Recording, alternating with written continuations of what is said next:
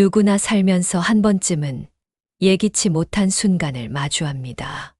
그날의 나는 평범한 하루를 보냈을 뿐이었습니다. 오늘 이야기 끝까지 함께 들어보시겠어요? 짧은 응원 한마디, 구독, 좋아요 부탁드립니다. 제 이름은 이영자, 올해 68입니다. 하지만 단 한 통의 전화가 제 인생을 완전히 바꿔놓았죠. 경북 안동의 한 시골 마을에서 태어나 평생 농사일과 식당 일을 오가며 살아왔습니다. 어릴 적부터 형편은 넉넉하지 않았습니다. 비 오는 날이면 천장에서 물이 새는 흙집에서 조용히 이불을 덮고 잠들던 기억이 아직도 생생해요. 그 시절 저는 이렇게 다짐했죠. 나는 내가 살던 그대로의 인생을 반복하진 않겠다. 23, 지금의 남편을 만났습니다. 한 동네에서 자라진 않았지만 어릴 적 소풍 가던 버스에서 처음 만났던 사람이었어요. 이후 우연히 몇 번 마주쳤고 그렇게 결혼까지 이어졌죠. 결혼 생활은 짧았지만 따뜻했습니다. 같이 일하고 같이 밥 먹고 같이 아이들 이름을 지었죠. 하지만 그 사람은 건강이 안 좋았고 결혼한 지 8년 만에 병으로 저보다 먼저 세상을 떠났습니다.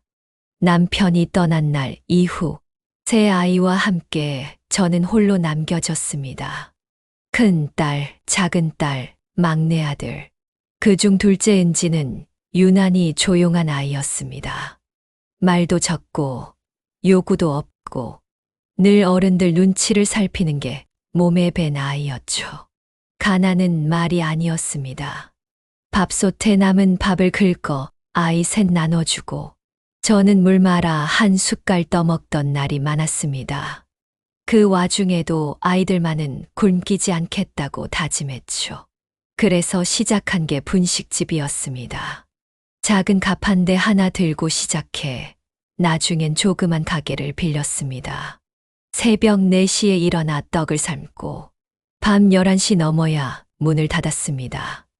하루 18시간을 쉬지 않고 일했습니다. 그런 저를 은지는 말없이 바라봤습니다. 학교에서 돌아오면 책상에 앉아 조용히 책을 읽던 아이. 하루는 제가 물었죠. 은지야, 나중에 뭐 하고 싶어? 그러자 아이는 말했습니다. 그냥 엄마가 행복했으면 좋겠어요. 그 말이 아직도 제 가슴 속에서 떠나지 않습니다. 가난했지만 아이들에게만큼은 부끄럽지 않은 엄마가 되고 싶었습니다. 분식집에서 벌어들인 돈으로 교복 한 벌, 체육복 한 벌, 겨우겨우 마련했습니다. 교과서는 물려받고 필통은 헝겊으로 꿰매서 썼죠. 그중 은지는 유독 말이 없었습니다. 학교에서 친구들과 어울리는 것보다 도서관에서 책을 읽고 조용히 뭔가를 끄적이는 걸 더 좋아했어요. 하루는 선생님이 전화를 주셨습니다. 이영자 어머니, 은지라는 아이 정말 특별한 아이입니다. 글도 잘 쓰고 그림 솜씨가 예사롭지 않아요. 그때 저는 처음 알았습니다. 이 조용한 아이 안에 남 모르는 무언가가 흐르고 있다는 걸요.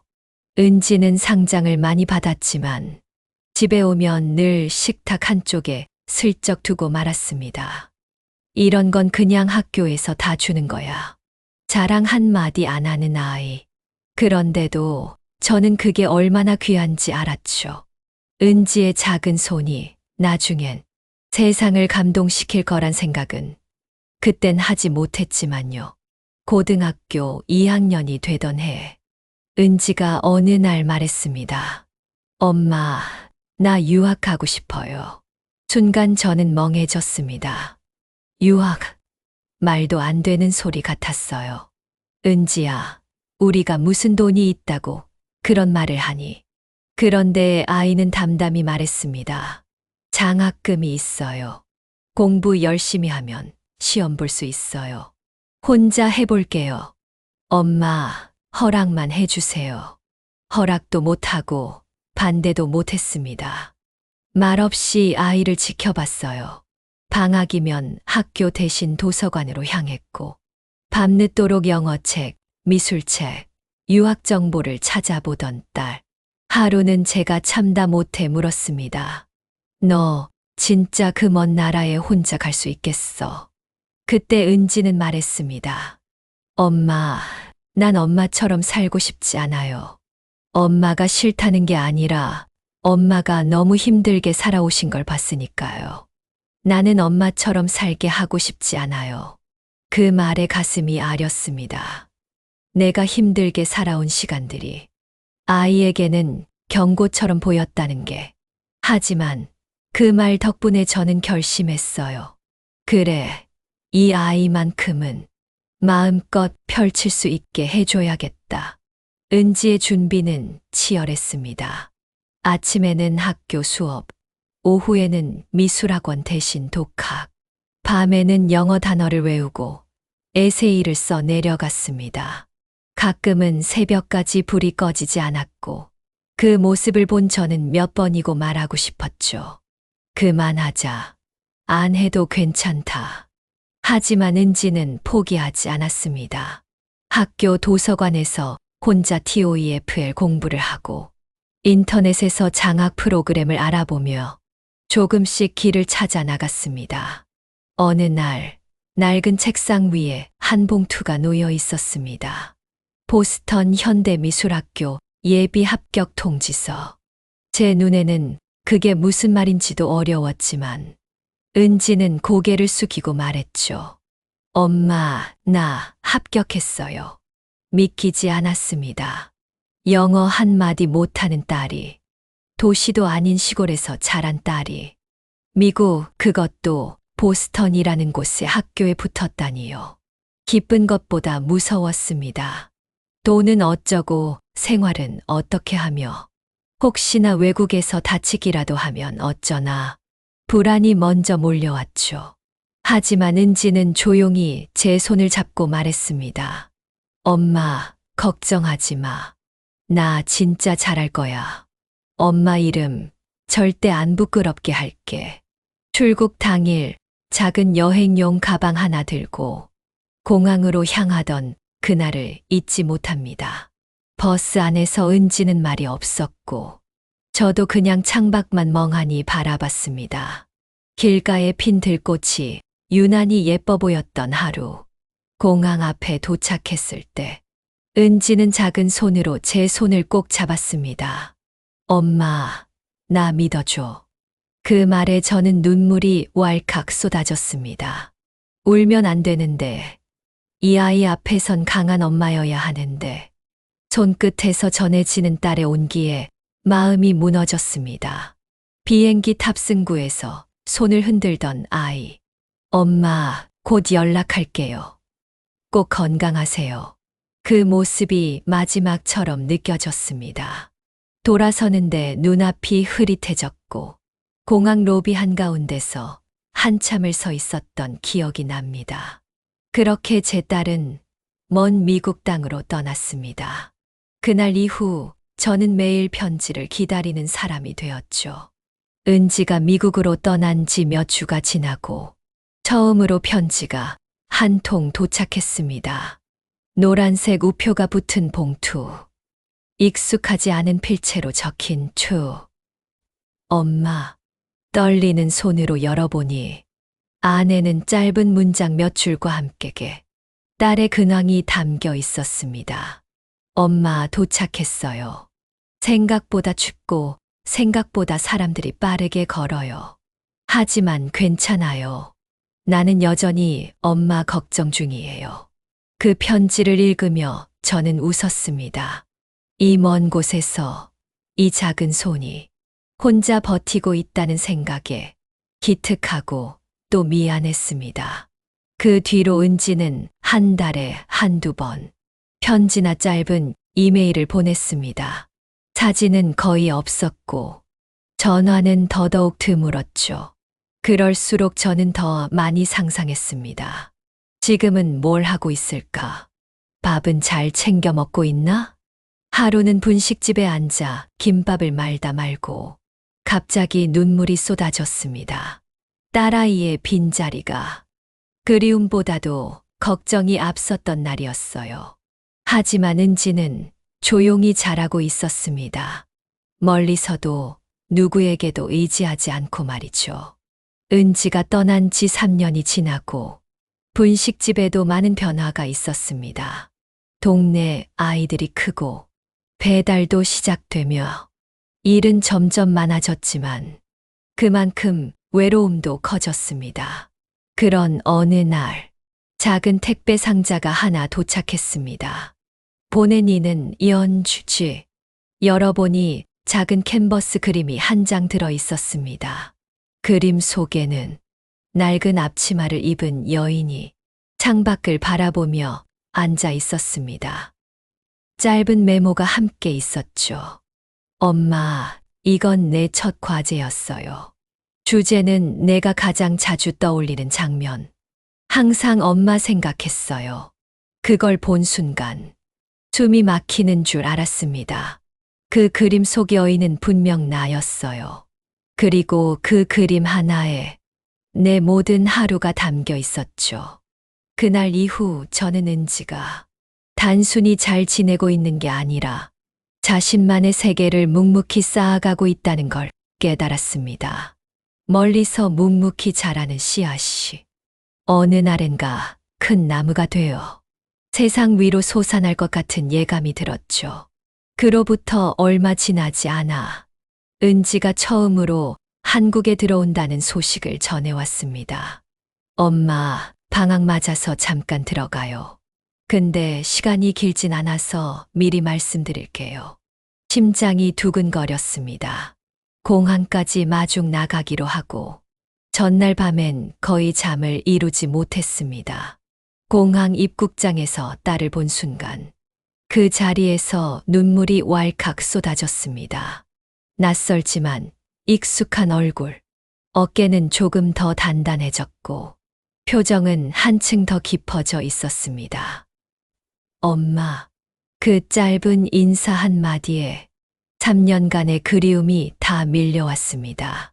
집으로 돌아오는 길, 딸은 조용히 차창 밖을 바라보았습니다. 그리고 말했죠. 엄마, 생각보다 모든 게 그대로네요. 그래, 우리 동네는 안 변해. 근데 이상하게 그게 너무 좋다. 그날 저녁 둘이 마주 앉아 오랜만에 국수 한 그릇을 나눠 먹었습니다. 은지는 말했습니다. 엄마, 나 있잖아. 미국에서 그림 계속 그리면서 장학금도 받고 있어요. 교수님이 이번에 개인 포트폴리오 전시 추천해줬어요. 저는 놀란 얼굴로 물었습니다. 그게 대단한 일이야? 은지는 웃으며 고개를 끄덕였습니다. 응. 아직 작지만 나한텐 큰 기회야. 그날 밤 아이가 내 딸이 아니라 이제는 스스로 꿈을 가진 어른으로 느껴졌습니다. 은지가 돌아간 후 다시 조용한 일상으로 돌아왔습니다. 하지만 전 뭔가 달라졌음을 느꼈습니다. 그건 기다림이 아닌 응원이었습니다. 은지는 이후에도 종종 편지를 보냈습니다.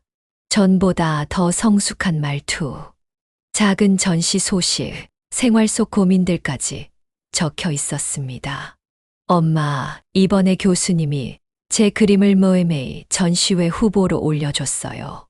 엄마, 혹시 엄마 어릴 때 입으셨던 앞치마 사진 있어요? 이따금씩 전화를 걸어 분식집의 주방 구조를 묻거나 떡볶이 냄비색을 기억하냐고 물었죠. 그게 다 작품으로 담기기 위한 준비였다는 걸 저는 나중에 알게 되었습니다. 어느 날엔 작은 용돈이 통장에 입금되어 있었고, 엄마, 이건 내가 그린 그림 한 점이 팔린 돈이에요. 라는 메시지가 함께 왔습니다. 그 돈은 쓰지 않았습니다. 흰 봉투에 담아 서랍 맨 안쪽에 넣어두었습니다. 내 딸이 자신의 손으로 번 돈. 내게는 무엇보다 값진 선물이었습니다. 밤마다 그 편지와 그림을 다시 꺼내 읽으며 저는 속으로 생각했습니다. 이 아이는 정말 무언가 될 아이구나. 은지는 제 손을 잡고 전시장의 안쪽으로 안내했습니다. 그곳엔 가장 큰 캔버스가 걸려 있었어요. 그림 제목은 어머니의 손. 제 두 손을 클로즈업한 그림이었는데 손등에 선명히 남은 주름과 굳은 살, 물집 자국까지 고스란히 담겨 있었습니다. 이건 엄마 손 사진을 보고 그린 거예요. 초등학교 3학년 때 엄마가 설거지하다 화상 입으셨던 거 기억나요? 그때 엄마가 물집 잡힌 손으로도 김밥을 말던 모습, 평생 못 잊을 것 같아요. 그 말을 듣고 그림을 다시 보니 눈물이 왈칵 쏟아졌습니다. 저는 그냥 하루하루 살아내려고 손을 놀렸을 뿐인데 그 손이 누군가의 기억에 또 예술이 되어 이렇게 남을 줄은 몰랐습니다. 작품 옆에는 관람객들이 손글씨로 메시지를 남길 수 있는 방명록이 있었는데 우리 엄마도 저랬어요. 이런 전시가 있어서 참 좋습니다. 엄마한테 전화하고 싶어졌어요. 라는 글들이 줄줄이 적혀 있었습니다. 그 공간은 단지 제 이야기를 넘어서 모든 어머니들의 이야기를 담아내고 있었던 겁니다. 전시가 끝나고 조용한 갤러리의 휴게 공간에 앉아 은지와 마주 앉았습니다. 조명이 낮아진 그 공간에서 우리는 말없이 차를 마셨습니다. 엄마, 이 전시를 하면서 저도 많이 울었어요. 하나하나 그리면서 엄마가 얼마나 힘들었을지. 근데 엄마는 늘 그걸 아무렇지도 않게 넘겼잖아요. 그게 너무 가슴 아팠어요. 은지야, 엄마는 그냥 해야 하니까 한 거야. 그땐 그렇게 사는 게 당연한 줄 알았어. 그 당연한 삶을 작품으로 보여주는 게 제 역할이라고 생각했어요. 은지는 그렇게 말하며 조용히 제 손을 감쌌습니다. 그 손길에 저는 그동안 눌러왔던 감정을 놓아버렸습니다. 말하지 못했던 서러움, 아팠던 기억, 그리고 지금의 이 자리에 있다는 사실까지. 그날 이후로 저는 달라졌습니다. 내가 걸어온 길이 누군가에겐 빛이 될 수 있다는 걸 처음으로 깨달았거든요. 그러던 어느 날이었습니다. 평소처럼 분식집에서 김밥을 말고 있었는데 TV에서 다큐멘터리가 시작됐습니다. 자막에는 뉴욕 현대미술관 모에메이 특별 전시라는 문구가 떴고 화면은 수많은 사람들이 북적이는 전시장 내부를 비추고 있었습니다. 사회자의 목소리가 들렸습니다. 이번 전시의 가장 큰 화제를 모은 작가는 바로 아시아 여성 작가 오오입니다. 그 순간 화면에 은지의 얼굴이 나왔습니다. 단정한 정장 차림에 기자들의 플래시를 받으며 인터뷰에 응하고 있는 모습. 제 손에 들고 있던 김밥이 바닥에 떨어졌습니다. 너무 놀란 나머지 아무 말도 나오지 않았습니다. TV 화면 속에서 은지는 말했습니다. 이번 전시는 저희 뿌리이자 가장 깊은 감정의 근원이었던 어머니의 삶을 주제로 기획됐습니다. 가슴이 쿵 내려앉았습니다. 화면을 붙잡고 한참을 울었습니다. 그 아이가 정말 해낸 거구나. 눈물이 멈추지 않았습니다. 그날 제 인생은 또 한 번 바뀌었습니다. 며칠 후 은지에게서 연락이 왔습니다. 엄마, 뉴욕에서 열린 전시가 모에메이 주최 측에 깊은 인상을 남겼대요. 다음 전시를 정식 초청으로 열 수 있게 되었어요. 그 말에 저는 멍하니 있었습니다.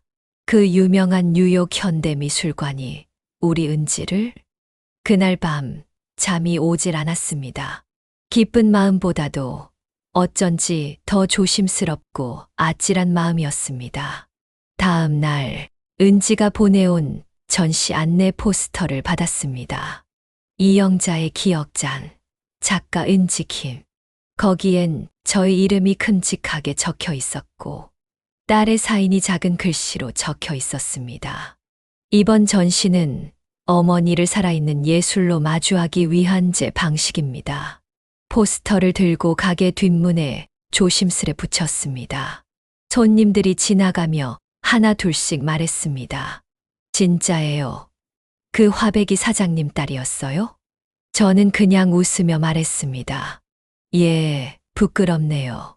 그렇게 또 한 번 제 인생의 무대가 바뀌고 있었습니다.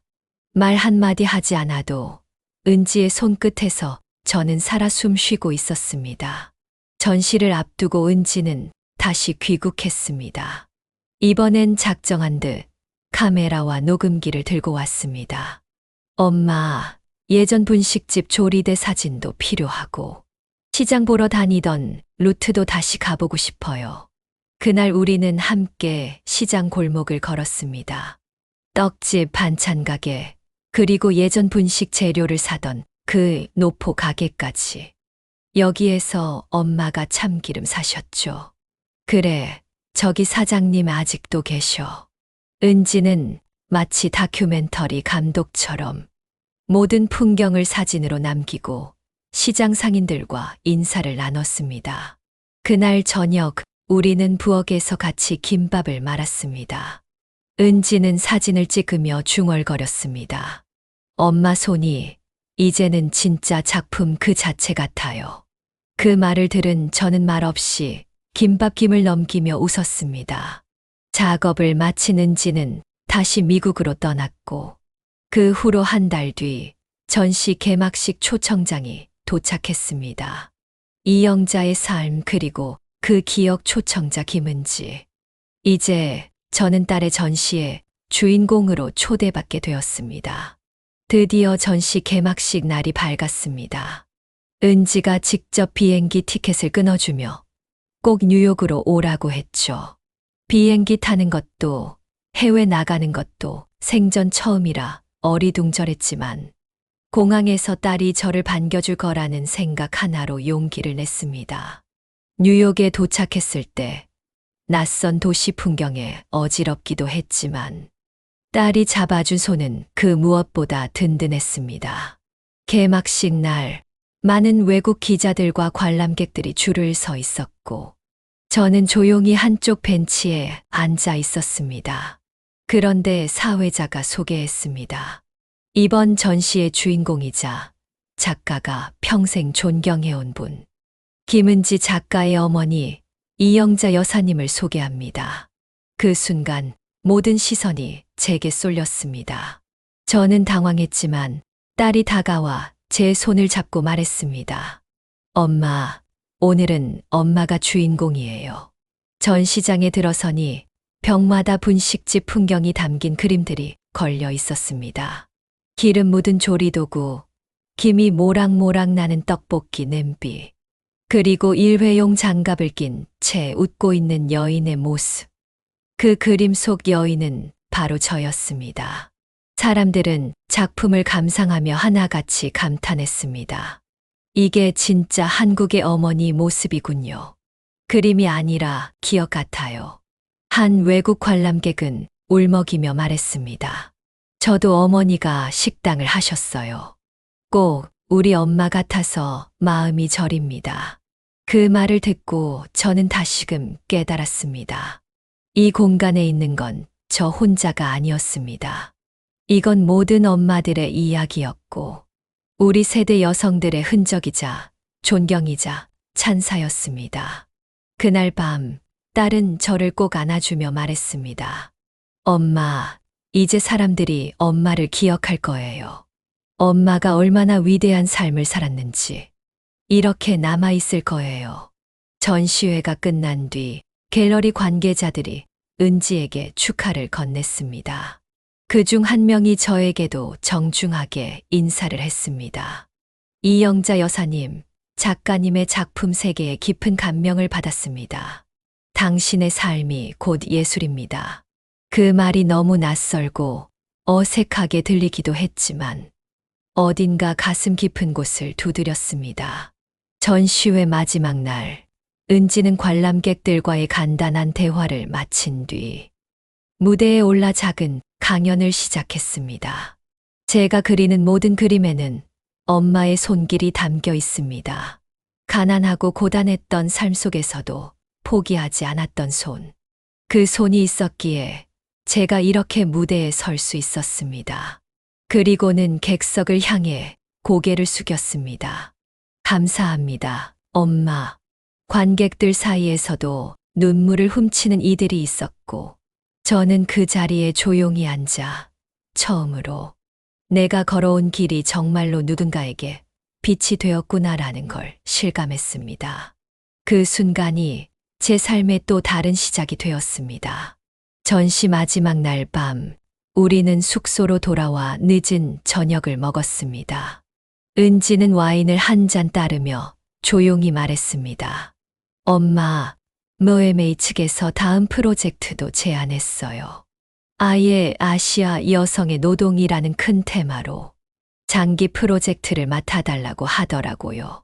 저는 놀라면서도 걱정스레 물었습니다. 그렇게 바빠도 괜찮겠니? 많이 힘들지 않을까?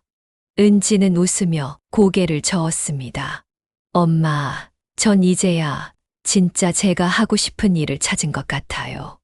그동안 준비했던 모든 시간들이 결국 이 순간을 위해 필요했던 것 같아요. 그리고는 제 손을 꼭 잡았습니다. 앞으로도 계속 엄마의 삶을 기록할 거예요. 엄마의 일상, 기억, 그리고 목소리까지. 엄마는 제 예술의 시작이자 끝이에요. 그 말을 듣고 제 마음 깊은 곳에서 오래된 서러움과 미안함, 감사함이 뒤섞여 올라왔습니다. 그날 밤, 저는 잠들기 전 혼잣말을 했습니다. 은지야, 내가 있어줘서 정말 고맙다. 귀국한 이후에도 제 삶은 다시 익숙한 시골집으로 돌아왔습니다. 하지만 마음 한켠은 예전과는 전혀 달라져 있었죠. 분식집을 다시 열었고 찾아오는 손님들에게도 익숙한 얼굴들이 많았습니다. 하지만 이제 손님들 중엔 전시를 보고 찾아왔다며 인사를 건네는 이들도 생겼습니다. 혹시 은지 화백 어머님 맞으시죠? 그 질문을 받을 때마다 조금은 어색하면서도 마음 깊이 따뜻한 감정이 올라왔습니다. 내 삶이 누군가의 기억 속에서 존중받고 있다는 느낌이었으니까요. 동네 어르신들은 이젠 절 볼 때면 화백 어머니라고 부릅니다. 이영자 여사, 오늘은 또 무슨 그림 이야기 있어요? 그 말에 저는 웃으며 대답합니다. 아니요. 오늘은 그냥 떡볶이 이야기예요. 하루는 은지에게 전화가 왔습니다. 엄마, 나 다음 전시회는 엄마의 노래라는 주제로 준비해 보려고 해요. 엄마가 매일 부르던 그 자장가, 기억나죠? 그 말을 듣고 눈시울이 붉어졌습니다. 그 자장가는 사실 제가 힘들고 외로울 때 제 자신을 다독이기 위해 흥얼거리던 노래였거든요. 그래, 은지야. 그 노래 아직도 기억하고 있지. 내 삶은 조용했지만 그 조용한 하루하루가 쌓여 이렇게 하나의 이야기, 하나의 예술이 되어 누군가의 마음을 두드렸다는 걸 이제는 압니다. 세상에 늦은 시작은 없었습니다. 그저 묵묵히 자란 씨앗이 어느 날 가장 찬란하게 피어났을 뿐입니다. 여러분의 딸도, 손녀도, 혹은 여러분 자신도 언제든 반전의 주인공이 될 수 있습니다.